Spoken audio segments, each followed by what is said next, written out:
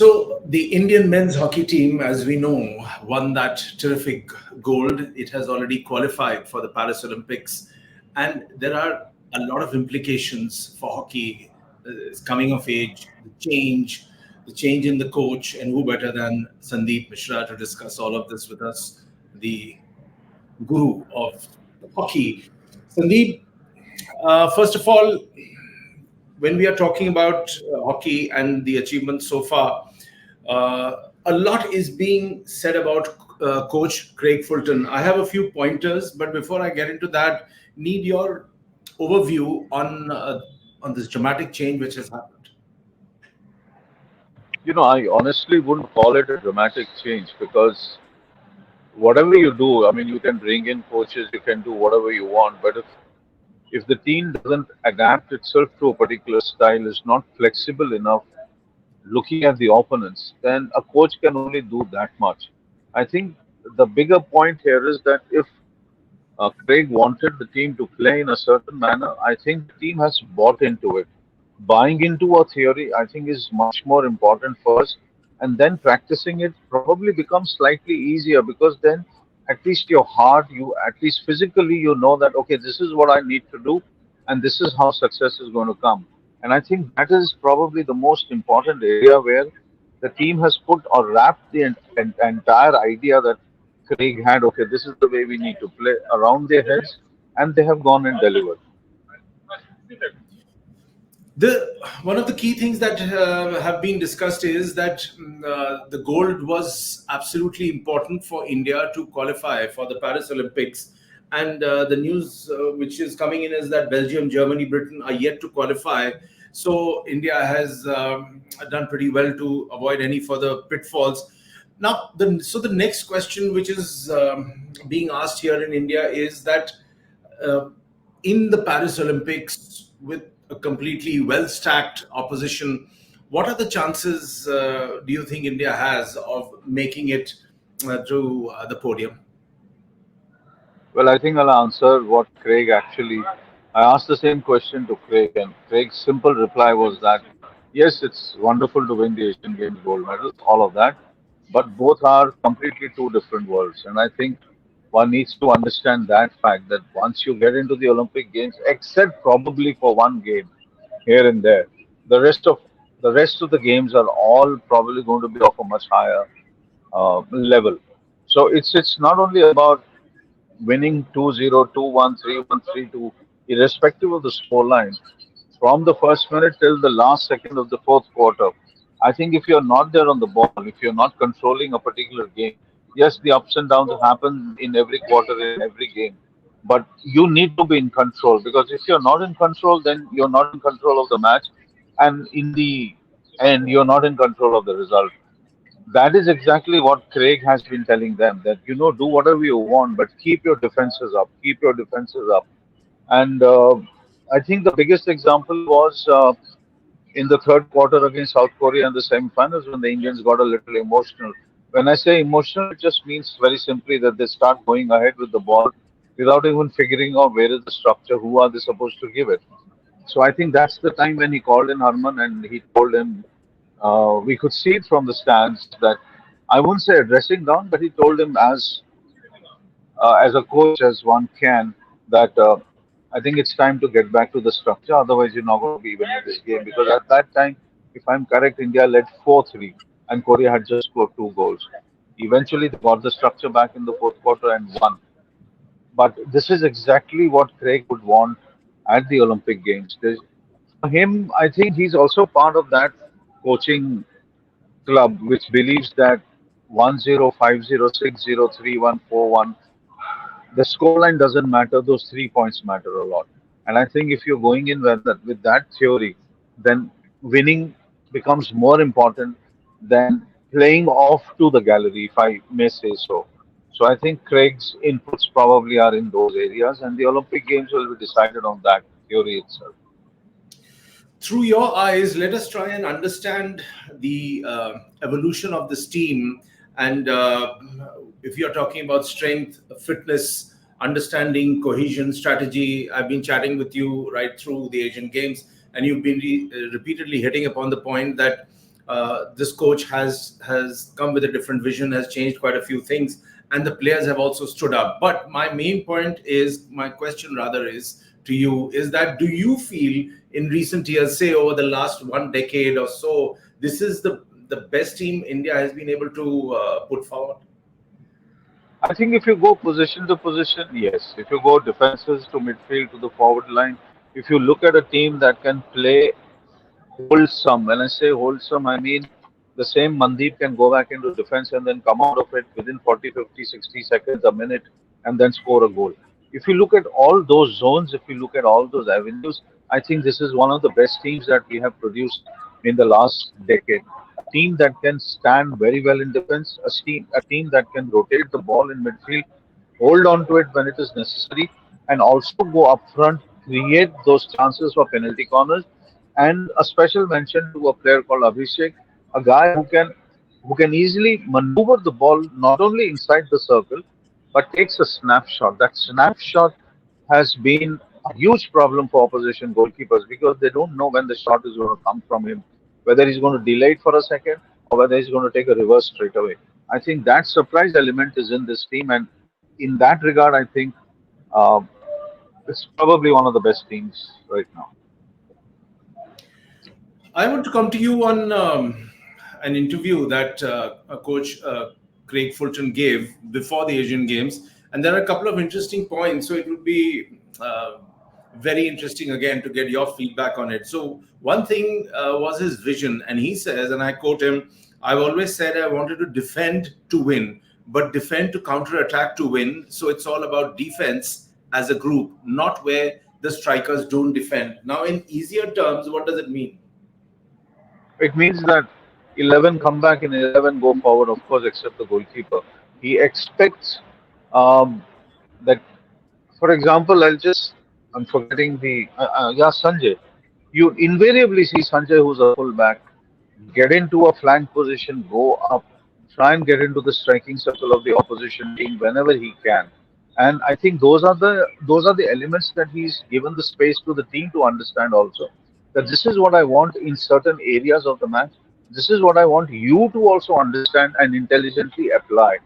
I think that is where, when he says that he's enjoying his time with this team, I think he means exactly that. He also says that the staff is also enjoying and the team is also having a great time. I think when all these elements come together, I think then you are probably laying the foundation of a very good team. And when you lay a foundation like this, then the juniors who are supposed to play now the Junior World Cup in December, and they are also at the same center, they are watching the seniors play, they're also understanding, learning from them, once in a while, probably chatting them up. I think then the relay that happens is that one team hands over the baton to the next one. I think that becomes a little more successful. So for Craig, it's been not only educating himself, because he comes from a very different philosophy, which is European in its nature, though he is a South African. He's taken Ireland to the third position in Europe, which is a very big deal. And he's been part of a very successful Belgium side. And Belgium, for whoever is there and who understands hockey, who's seen Belgium play now in their prime, also understand that defensively Belgium is one of the best teams in the world, and that is the reason why Belgium is 2018 World Cup winner, Tokyo Olympic gold medal winner, 2023 silver medalist at the World Cup. That is the single reason why they are there. Okay. Now, regarding the selection of the team, again, Fulton basically says that he has been given the space to allow to choose and finalize the team that he would like within reason. And then he says, I mean, if I'm way off, that's a totally different conversation. But within reason, I have the final say. So, are we supposed to assume that his predecessor, Graham Reed, never had that say? And how important is that say? I think Craig, all coaches have an 80% say. That much I can vouch for. I think Craig is slightly diplomatic here because he also understands, in a country like India, there are pulls and pushes that happen. Somebody or the other is going to say, "Oh no, I think this boy is 5% better." So Craig probably takes it from a view, or probably from a point. And when Craig came in to India, I think he must have spoken to a decent amount of people out there in the hockey world who would have told him these are the pitfalls, and he has come in despite that. But I think Craig probably looks at it at the way Altman's looked at it. He looks at it the way Terry looked at it. That even if I get 80-85% of the team that I want, and there are a couple of boys who probably might be not thrust, but probably the selection committee might say, okay, you got to take these two boys. We believe they have the potential and the talent. Then he'll probably say, okay, fine. That I have got a majority of the team is good enough. Now, a couple of boys here and there probably is up to me as to how I play them. So I think in that terms, the selection is in Craig's hand. He speaks also about the strengths of this team, and then he says that we have a strong goalkeeper situation with 3 4 really good goalkeepers. Penalty corner is strong. We have one of the best in the world with Herman, and we have another 2 or 3 flickers behind him. Fitness levels and skill sets are pretty good according to him. And then he makes an important point that we just need to enhance the conversions of circle entries to goal shots and maintain a high corner conversion rate. The last point is something you've repeatedly hit upon, and you've still expressed dissatisfaction even in this tournament, that it has not been good enough. Is that going to be an area they need to look at? I think they already are looking at it. I mean, if you really ask me, the area where we failed, and that's the reason why we failed in the last World Cup in Raurkela and Bhubaneswar was penalty corners. The moment you say PCs, Harman's name immediately comes to mind because he's your top-notch guy, and because he couldn't get going, or the rhythm and the momentum wasn't there with him, India really suffered at that particular World Cup. And in today's game, penalty corners are not only providing you the goal, they also provide you a certain amount of motivation for the rest of the team. If a couple of goals go through PCs, I think the entire team gets lifted up. That okay, the penalty corners goals are going in. I am the one who assisted in giving those PCs, so I'm playing well. And I think that is probably comes in that this has to happen in a way that the entire team comes into the mold and they kind of start moving in a rhythm in a particular way that it really brings the team together. Center forwards, midfielders, defenders, not in that sense. So 11, all of them make a team, and that is how I think he's looking at it from the point of the Olympic Games. Okay, and where the men's team is concerned, one last point for also for the benefit of the viewers to try and understand that this is a game where fitness, strength, and skill are all very, very important. So, Coach Craig Fulton basically says that he's got in a guy called Alan Tan, who's come in as the strength and conditioning coach. He's brought in fresh ideas. He's infused fun in the training process, but he still also wants Paddy Upton in the team, who is also a South African and has worked with the Indian cricket team in the past. So, Sandeep, when we are talking about prioritizing mental conditioning, skill sets, and physical conditioning, stamina, speed, all of these would come in a bunch, or would they be graded? I think if you ask me, the mental part of this particular sport where you may lose a match in the last 10 seconds and then you may win a match right in the first two quarters by scoring 5-0 or 6-0 and then probably winning a game 6-3.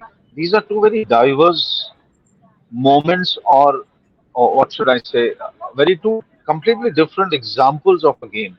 And India losing in the last 10 seconds, which had been happening for quite a time, we used to lose a lot of games in the end. I think when you lose with 10 seconds to go, it really comes down heavily on the team. And culturally, we are not those kind of guys who will sit with people and say, "This is how I feel." Our first thing is an act of bravado. नहीं अगले match में हम कर लेंगे यार कोई फर्क नहीं पड़ता क्या हो गया but inside we know that there is a churn happening and I think Paddy Upton or people like him who probably understand player psyches, understand psychology at the player level as to what that person or player must be going through is highly important. I think at this point of time, looking at how close the Olympic Games are and other championships, including the World Cups and the Pro League, let's not forget the Pro League out there. I think along with Craig, you need a mental conditioning coach who sits with the players and tries to understand them as to who performs at what stage and under what stress. I think these inputs probably help Craig in understanding and substituting players during a game. If somebody is under stress, somebody has done an error of a yellow card, you can't immediately throw him back into the match.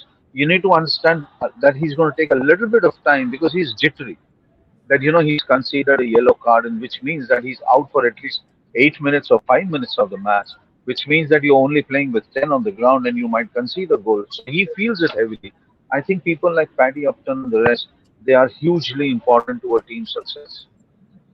Last point, Sandeep, which is that the Indian women's hockey team won bronze today, and there have been discussions that to the effect that post the Shoad Mahaina era, uh, this coach has not been good enough, etc., etc. Your best position to answer that. But my point also is, which I want to ask you, is that if anything goes wrong with the team, then is the coach's head set for the guillotine? I think it's a rule we follow the world over. Because that's the easier part. Sack the coach. You can't sack a president. You can't sack a secretary. You can't sack the hockey team captain. You can't sack players. You can't sack defenders.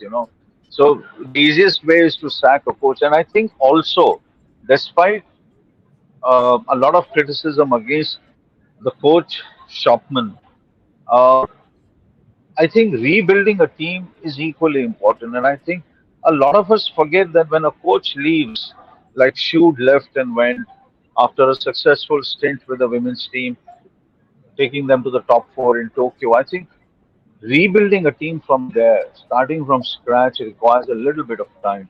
It requires that, irrespective of whether you believe in the coach's value system, whether you believe in the coach's selection system, you still got to stand with the coach. Because at the end of the day, you have appointed her. And if you have appointed her, just because there has been a regime change or just because a certain person or certain persons inside the federation don't like her doesn't mean that the coach is bad.